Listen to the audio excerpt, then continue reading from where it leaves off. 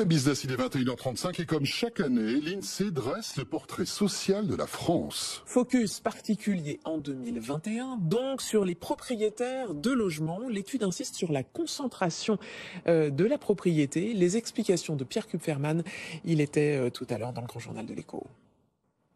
Oui, alors déjà, on va rappeler les grandes masses qui, pour le coup, sont connues. 42% de locataires, 58% donc de propriétaires. On est en dessous de la moyenne européenne. Mais ce qui est notable, c'est la proportion de ménages qui sont propriétaires de plusieurs logements. Ils sont, au total, nous dit l'INSEE, 7 300 000. Ça veut dire un ménage sur 4.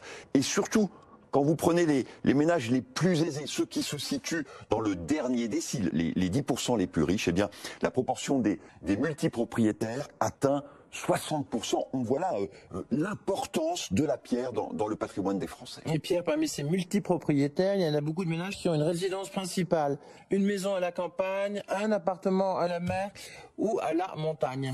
Oui. Ça fait beaucoup. Donc, oui, alors, mais il faut regarder en fait, qu'est-ce que sont ces multipropriétaires? Vous en avez quand même, et ça c'est intéressant, 1 sur 2 qui loue au moins un de ces biens.